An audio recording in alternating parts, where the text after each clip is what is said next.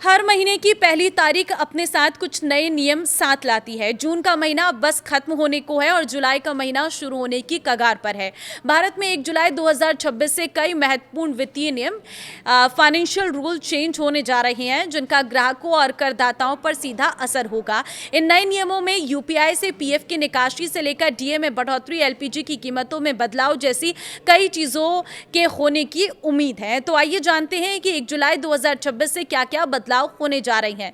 नमस्कार, मैं हूं आपके साथ ममता तिवारी और आप देख रहे हैं न्यूज़ 18 का डिजिटल प्लेटफॉर्म। पहली चीज, आईटीआर फाइल करने की डेडलाइन। नौकरी पेशा और बिना ऑडिट वाले टैक्स पेयर्स के लिए salaried income tax return ITR 1 और आईटीआर 2 भरने की आखिरी तारीख है 31 जुलाई। यानी कि सैलरी पाने वाले कर्मचारी और वे लोग जिनकी income capital gains, house property या दूसरी नॉन बिजनेस इनकम से होती है, जिसके लिए ऑडिट की जरूरत नहीं है, उन्हें आईटीआर 1 और आईटीआर 2 फॉर्म भरने होंगे।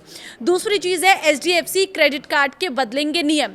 1 जुलाई से नए वित्तीय वर्ष की दूसरी तिमाही शुरू हो रही है। इस मौके पर एचडीएफसी बैंक ने अपने गिलालिया गोल्ड और dinners club privilege credit card के नियमों में कुछ बदलाव करने जा रहा है।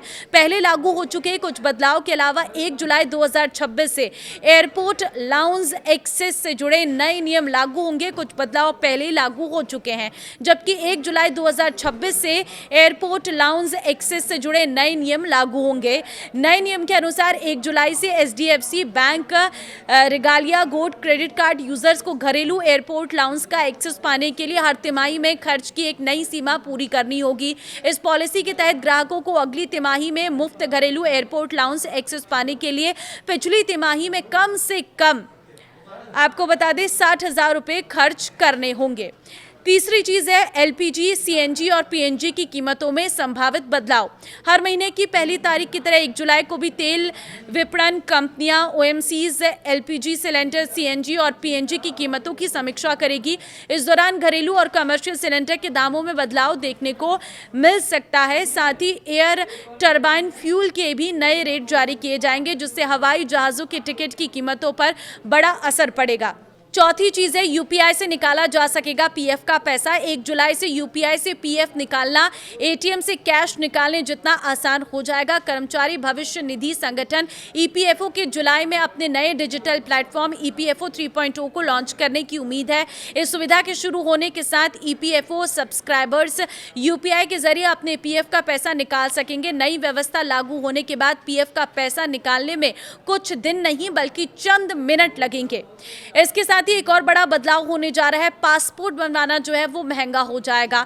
विदेश मंत्रालय ने 1 दशक से भी अधिक समय के बाद पासपोर्ट फीस में भारी बढ़ोतरी की है। 1 जुलाई से लागू नए नियम के तहत 36 पेज के नए या री इशू पासपोर्ट की फीस 1500 रुपए से बढ़कर 2500 रुपए हो जाएगी, यानी कि सीधे 1000 रुपए की बढ़ोतरी की गई है। वहीं तत्काल सर्विस के लिए अब पहले 3500 की जगह 5000 रुपए देने होंगे। अगर 60 पेज के जंबो पासपोर्ट की फीस की बात करें तो 6000 रुपए तक कर दी जाएगी। वहीं आपको बता दें कि रेलवे पेनल्टी के नियमों में भी बदलाव हो रहा है। 1 जुलाई से बिना टिकट यात्रा करने पर डबल जुर्माना देना होगा। नए नियमों के तहत जुर्माने की राशि को 250 रुपए से बढ़ाकर 500 रुपए किया जा रहा है। साथ ही आपसे अगर कोई पुरुष महिला कोच में सफर करते हुए पाया गया तो उस पर 2500 रुपए का जुर्माना लगाया जा सकता है। और एक और बड़ी खबर यह है कि फ्री में अपडेट होगा आपका आधार। देखिए, नागरिकों को एक बहुत बड़ी राहत मिली है। 1 जुलाई से अगले 6 महीने के लिए आधार अपडेट को मुफ्त कर दिया गया है। पहले आधार में नाम, पता, जन्म तिथि, मोबाइल नंबर और ईमेल बदलने के लिए 75 रुपये देने पड़ते थे, लेकिन अब अगर आप इस 6 महीने के अंतराल में अपना ईमेल बदलते हैं या ईमेल एड ऑन करते हैं तो आपको 75 रुपये नहीं देने पड़ेंगे। ये भी बता देती हूँ कि ये सुविधा सिर्फ और सिर्फ आधार मोबाइल ऐप के लिए ही है। अगर आप वेबसाइट से या आधार सेंटर पर जाकर कोई बदलाव करवाते हैं तो वहां पर आपको फीस देनी पड़ेगी। अगर आप आधार मोबाइल ऐप से कोई बदलाव करते हैं तो उसमें आपको 75 रुपए की फीस नहीं देनी पड़ेगी। तो ये वो बड़े बदलाव हैं जो 1 जुलाई से लागू हो रहे हैं। इस वीडियो को सबके साथ शेयर कर दीजिए ताकि सभी लोग इन बदलावों के बारे में पहले से ही जान सके। आपको क्या लगता है इन बदलावों के बारे में? अपनी राय भी जरूर दें। नमस्कार।